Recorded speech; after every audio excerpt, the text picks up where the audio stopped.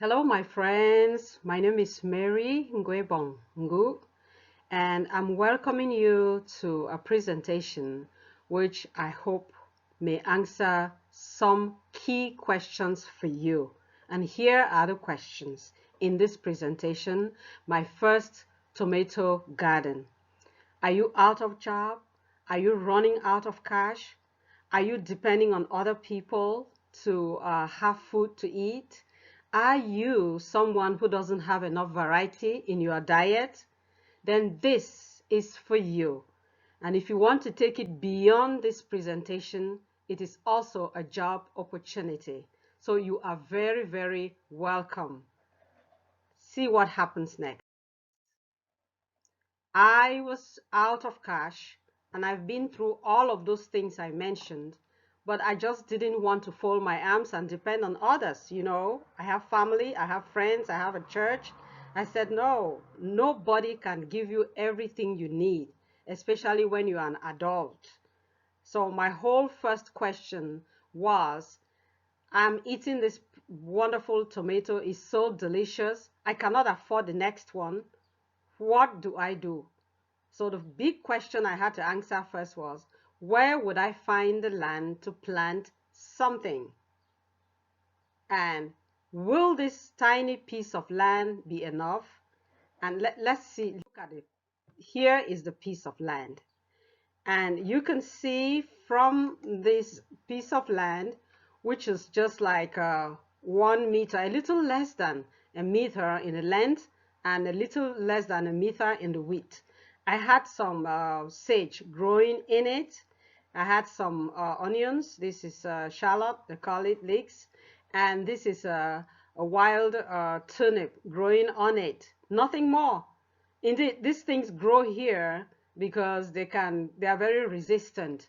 But to have to plant other crops, it was impossible. So you find out what happens. Let's go to the next and you see what happens. So in this, I had to, first of all, you see here, I've removed the sage that was here, and I am preparing the land now for farming. What did I do? After uprooting the sage, I dug deep into really deep because I had to provide space for the roots of whatever I want to plant. And in my mind, tomatoes was the biggest deal because I've never planted tomatoes before. So I dug out, deep. And as I'm digging deep, I realized there was so much gravel and a lot of dirt that come out of here. Remember, it was never used for farming. This is just me going to use it to do something that is more substantial. And at the end of the day, guess what? I took out 6.5 buckets of gravel and dirt. What happens next? Let's go to the next slide. While I was preparing the land, I had already, that last tomato that I'm telling you about, I had already taken out the seeds of the tomato and then I had planted them. But I didn't just want to plant tomatoes. What if they don't work? What if I don't succeed? So I planted other types of vegetables too, which you are about to discover. You see, on this video, these are the tomatoes. These are tomatoes here, and tomatoes there. Here I have celery, and I have bell peppers, these three. You can see some cabbage right here, and right here I have watercress growing too. What it is while you are nurturing your plants in a place that the land is not very fertile and elements like the strong winds or the heavy rains, when the plants are still very, very tender, you keep them inside the house like this in the night or when you are not out watching. And eventually you put them in the sun. You could see here that in this photo, the bell peppers have really grown big and I'm giving them some support here. This is the cabbage on the table. Yeah, I'm showing you this particular photo again because now you can see cabbage. This is cabbage that we already eaten. And I just took the stalk and replanted it just for experimental purposes to see what will come of it. In this video right now, you can see my tomatoes right here. They're all beautiful, looking really great. And by the tomatoes here, I have some bell peppers growing. And in this blue bucket, I have strawberries, which my friend and sister gave to me. After I planted the tomatoes on that space of land, which was just a space of half a meter by 1 meter or a little less than a meter, I realized that I still had some plants here, so I needed an extension spot. And this spot you're seeing here is actually a walkway. So I had to go looking for soil from the edges of the houses and looking for soil that nobody is using and poured it here to provide space for the roots of the tomatoes.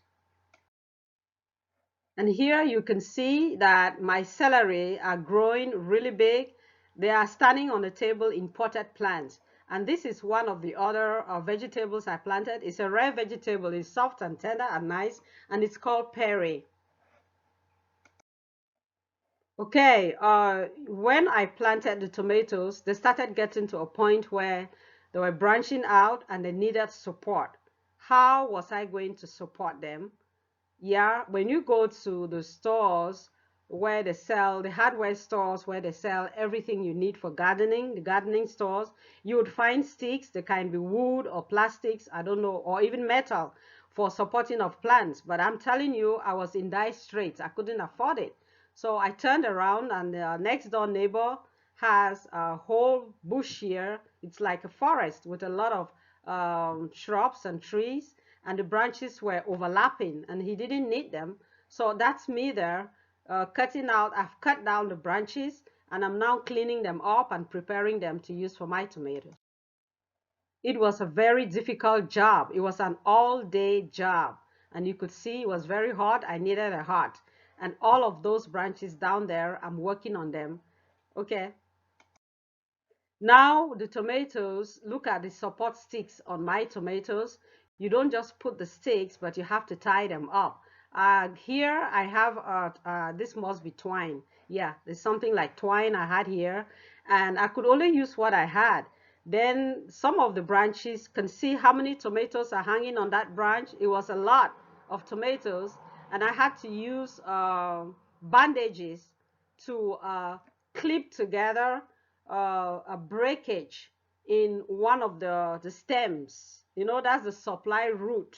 If the stem cannot supply the food, you will not get that tomato ripen anyhow. Just so that you see my bandage right here. If you had any doubts, now you can see. It's like doctoring my plants and taking care of them. You can see here the colored rope that I use here is actually a twine. No, it's a ribbon. It's a ribbon right here. Tomatoes, I soon realized while I was in the middle of doing this job of my exciting experience that tomatoes are like babies. Guess what? Each morning you have to water them. And if it's very, very dry and sunny, it's really morning and evening, you have to water them. Tomatoes like a lot of water. And then you have to keep watching. Every time you check your plants, you have to see if any of them really need some kind of help or the other. One of the things you do for tomatoes, you realize that the branches are coming up and some are yellowing. Those yellowing branches, you don't need them. They are taking away the energy and the food and this water supply. So you plug them off. And then there are sometimes the tomatoes that produce a lot of branches, not only sometimes, all the time. And you have to reduce some of the branches. Otherwise, they intertwine and they don't have enough breathing space. Here now, they say a picture is as good as 1,000 words. Do I need to say anything? Check out my tomatoes. They're growing. This is from one tomato whose seeds I took out, and not even all of the seeds. Then look at that. This is the champion tomato right here. And the champion tomato makes us ask ourselves, they were all planted at the same time, how come one of them grows and ripens and is just standing out, But you know what? It's so exciting. The farmer, the tomato farmer that had become, at this point, we're almost getting to 3 months since the seeds were sowed. You know what? The rewards are really, really great. When you have your own, it is more rewarding than going just to buy from a store, because you know how much effort you have put in it and you've been patiently waiting for this to happen. I say patience because it does develop your patience. And at the end of the day, it's a kind of a collaboration between you and your God. You plant it, and even if you had water, let's say you had enough water for all the time, He sends the sun that you cannot get otherwise for your crop to grow. And that's how you get the vitamins. That's how it's a rich food to eat. And look, it is just so wonderful. One of the rewards of planting your own food is that you begin to appreciate farmers more and all of the efforts that they make.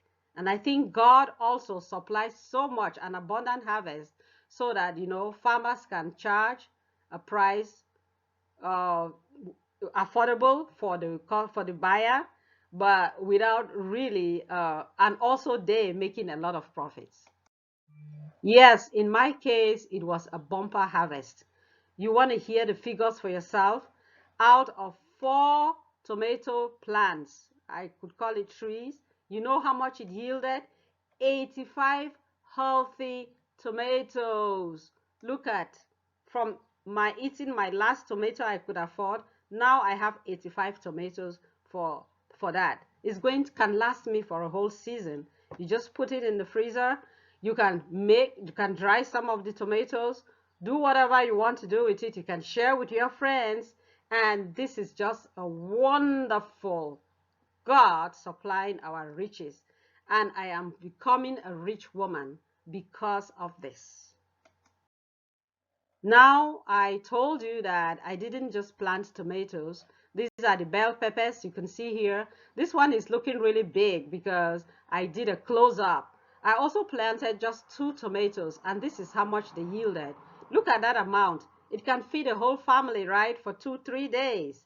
And the wonderful thing happening here, one of the cabbages that we had already eaten, I just took the stalk and planted it. And what it yielded, it's about yield. Look at them here. It's yielding three more cabbages. Were it not for the insects that really enjoyed crunching on my cabbage, I would have had up to 3. And now you can compare in the bell peppers. These smaller ones, of course, they are homegrown, they are organic. These bigger ones I bought from the store.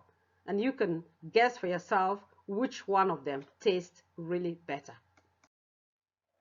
And the season was out, and I still had plants that were still growing. This is it here. You can see the bell pepper, and it couldn't withstand the weather anymore. Everything has its time and its duration, but it was possible that they could continue growing as long as you give it the light and you give it the water. So we took this plant, good for me, they were a potted plant. See, there were 3 or 4 of them in a pot. And so we took them and placed them by the window. And you see how friendly. This one greets everybody who is passing by that window. And it gradually ripened to become this. And whether it ripens or not, before all of that time, it's like a decoration on the window, right?